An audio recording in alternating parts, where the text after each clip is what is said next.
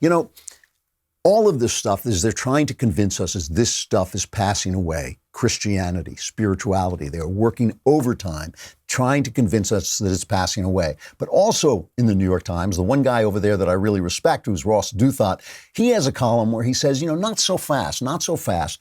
He sounds a little bit like me here saying, I know that fewer people are going to church, but maybe it doesn't mean what we think it means. And one of the things he says in this argument, it's actually a really good argument. He talks about the fact that maybe the Christianity that's fading away, that the polls show fading away, is the lukewarm Christianity, but an intense belief is still remaining strong. But he also talks about the fact that young people are actually, because young people stop going to church when they go to college, they stop going to church, and then later when they start to have children, when they start to deal with reality, when they start to deal with mortality, they go back to church.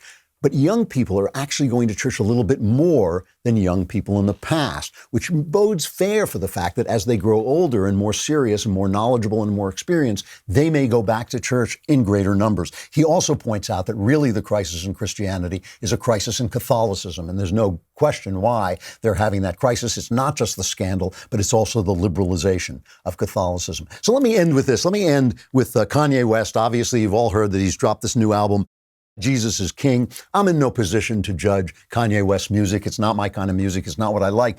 And again, I made this joke. I was talking to Knowles the other day, and I said, in some ways, Kanye West, he may not be the spokesman we want to lean on, but he may be a good representation of American culture because he's a crazy narcissist, and American culture is a crazy narcissistic culture. And suddenly, with his conversion to Christianity, and again, I'm not judging his lyrics or anything, he's saying a lot of things that make him sound very much like a religious conservative, like this.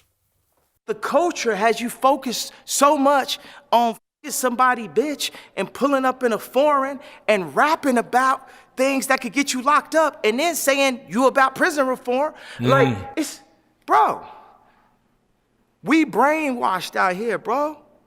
Come on, man, this is a free man talking. Democrats had us voting Democrats for food stamps for years, bro. What is you talking about?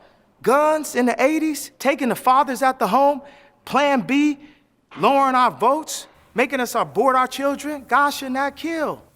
See, maybe not the most articulate argument, but those things go together. He is talking about a different version of human beings than the version that the left has been selling. And when he says this is a free man talking, he's right. You're not a free man talking until you understand the reasons why you should be free, which have to do with what a human being is. And those are the arguments we have to start making because, again, we're going to win political victories. Over time, we're going to lose political victories. But over time, we're going to lose the argument if we're not making the argument that we should be making, the real argument about what a human being is.